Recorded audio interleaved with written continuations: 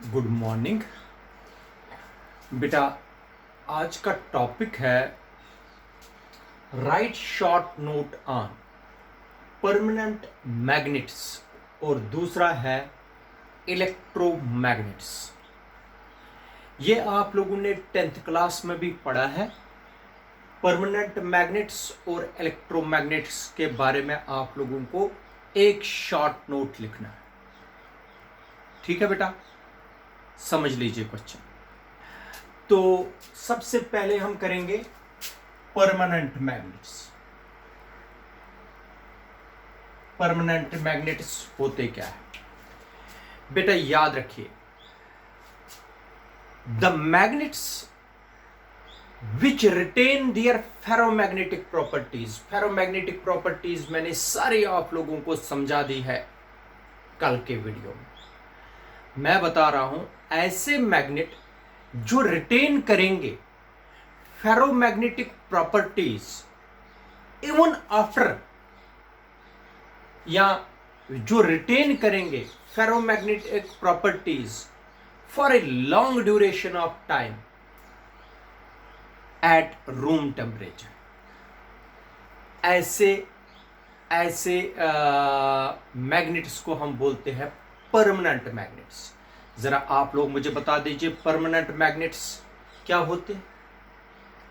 Permanent magnets होते हैं बेटा वो मैग्नेट्स जो रिटेन करेंगे ferromagnetic properties for a long duration of time at room temperature, उनको बोलते हैं परमानेंट मैग्नेट्स। परमानेंट क्यों बोलते हैं? क्योंकि ये फेरोमैग्नेटिक प्रॉपर्टीज को एक्योर करके बहुत देर तक रखते हैं, इसलिए इनको बोलते हैं परमानेंट। ठीक है बेटा, इसलिए मैं लास्टली आप लोगों को बताता हूं those magnets which retain the ferromagnetic properties for a longer duration of time at room temperature are called permanent magnets. ऐसे मैग्नेट जो रिटेन करेंगे फेरोमैग्नेटिक प्रॉपर्टीज बहुत देर तक रूम टेम्परेचर पर, ऐसे मटेरियल्स को बोलते हैं, ऐसे मैग्नेट्स को बोलते हैं परमानेंट मैग्नेट्स। याद रखिए बेटा, ठीक है। स्टील जो है बेटा, स्टील एक कॉमन एग्जाम्पल है। स्टील जो है बेटा, ये एक ऐसा मटेरियल है जिसको हम परमानेंट मैग्नेट बनाने के काम में लाते हैं। Steel is a material which is used to make permanent magnets। याद रखना, किस मटेरियल से ऑब्जेक्टिव आ सकता है इसमें, किस मटेरियल से परमानेंट मैग्नेट्स बनाए जाते हैं, वो कौन सा मटेरियल है? स्टील। अब आप लोग बोलोगे स्टील जो है, स्टील या स्टील के अलावा कौन से ऐसे मटेरियल्स है जिनसे परमानेंट मैग्नेट्स बनाए जा सकते हैं? स्टील के अलावा मोस्टली हम स्टील की यूज करते हैं to make the permanent magnets, but besides the steel there are so many materials which can be used for making permanent magnets। like मैं पहले बताता हूं आप लोगों को, जैसे एक और मटेरियल है जिसको बोलते हैं बेटा cobalt steel. Cobalt steel, cobalt steel क्या है वो मैं आपको बताता हूं अभी। कोबाल्ट स्टील एक्चुअल में एक एलॉय है जिसमें कोबाल्ट होता है। याद रखना, एलॉय है जिसको हम कोबाल्ट स्टील बोलते हैं। कोबाल्ट होता है इसमें, टंगस्टन होता है,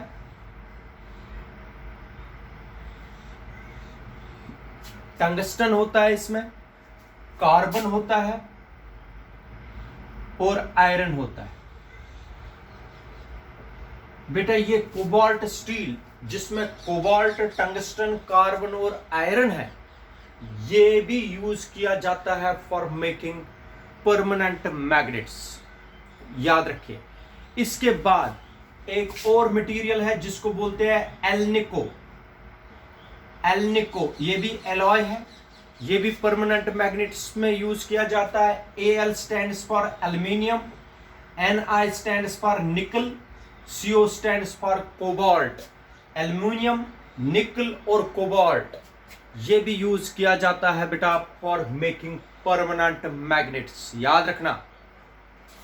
इसके बाद एक और मटेरियल है जिसको बोलते हैं टाइकोनल।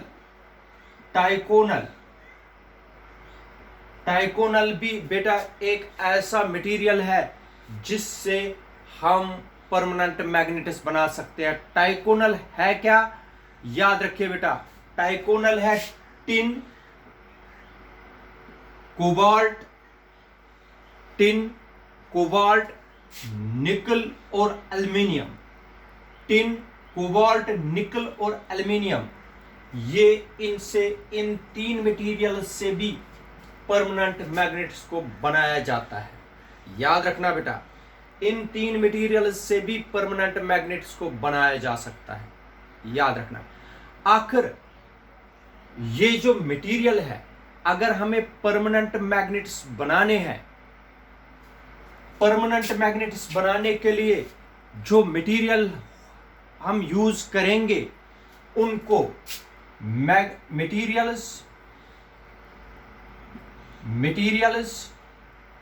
जो मटेरियल हम यूज करेंगे परमानेंट मैग्नेट्स बनाने के लिए, materials for making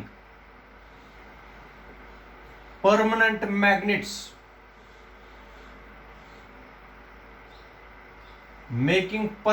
magnets should have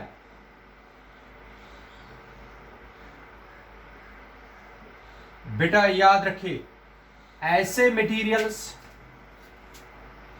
जो हमें यूज करने हैं फॉर मेकिंग परमानेंट मैग्नेट्स, याद रखना उनमें क्या क्या होना चाहिए। सबसे पहला होना चाहिए उनमें हाई परमेबिलिटी मैंने कल के वीडियो में समझाया हुआ है, हाई परमेबिलिटी होना चाहिए, ठीक है। दूसरा जो इसमें एक खास होना चाहिए वो होना चाहिए हाई कोएरिसिविटी।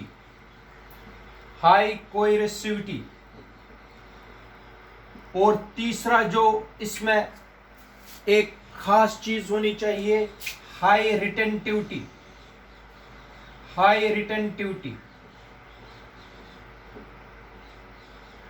ये जो रिटेंटिविटी और कोएरिसिविटी है, इसके लिए हमने अलग वीडियो बना के रखा है जो इससे हमने पहले पढ़ा है।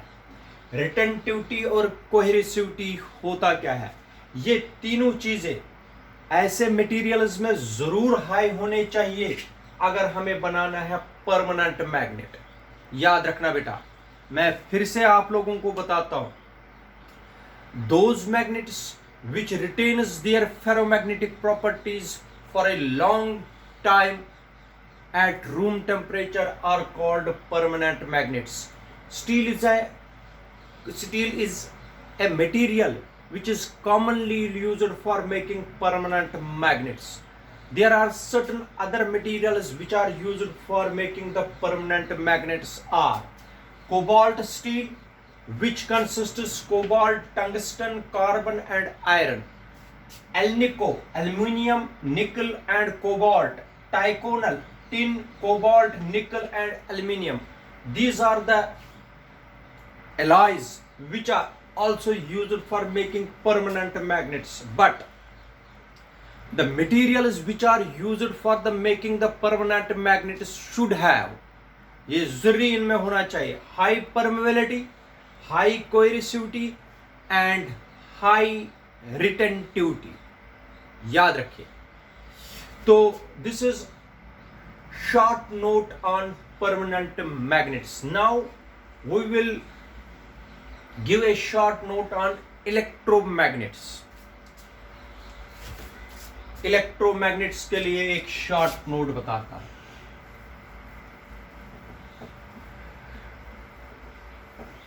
देखो बेटा, अब इलेक्ट्रोमैग्नेट्स के लिए हम शॉर्ट नोट बनाएंगे। इलेक्ट्रोमैग्नेट क्या होता है और किस तरीके से बनाए जाते हैं।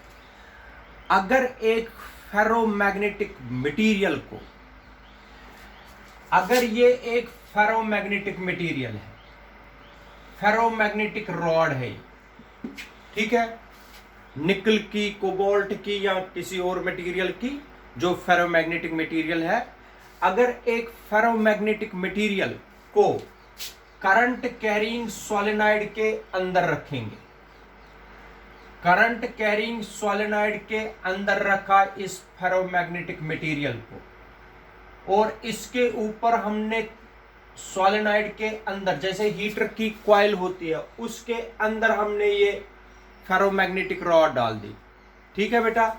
इसमें हम करंट को पास करवाएंगे।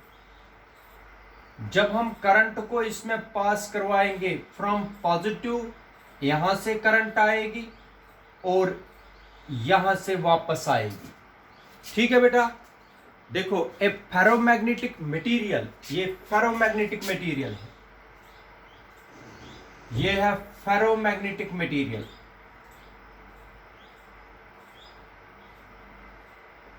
फेरोमैग्नेटिक मटेरियल, और ये है current carrying solenoid, current carrying solenoid, current carrying solenoid, ferromagnetic material placed inside a current carrying solenoid acts as an electromagnet। मैं आपको बताता हूं, इधर देखो, ये जो फेरोमैग्नेटिक मटेरियल, फेरोमैग्नेटिक मटेरियल का मतलब है, अगर हम ये सॉफ्ट आयरन लेते हैं, क्या लेते हैं बेटा, सॉफ्ट आयरन, तो इधर सुनो, अगर हम सॉफ्ट आयरन रॉड को किसमें, करंट कैरिंग सोलेनॉइड में रखेंगे, तो इसमें करंट हम फ्लो करवाएंगे, इस सॉफ्ट आयरन या फेरोमैग्नेटिक मटेरियल में मैग्नेटिज्म आ जाता है। लेकिन ये परमानेंट मैग्नेट नहीं बनता है, ये तब तक ही रहता है जब तक इसमें करंट फ्लो करवाएंगे, या उससे थोड़ी देर के लिए रहती है।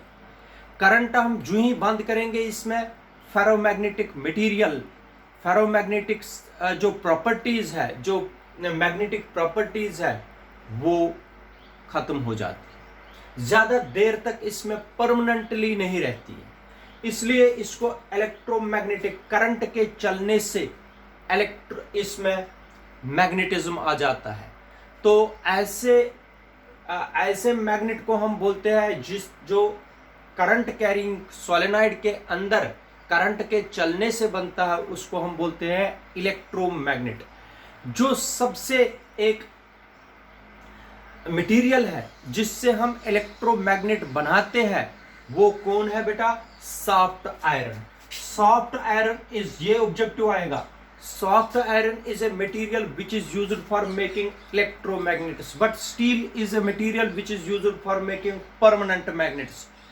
ये सॉफ्ट आयरन जो है ना, ये एक फेरोमैग्नेटिक सबस्टेंस है, इसकी हाई परमेबिलिटी होती है, इसकी हाई परमेबिलिटी होती है,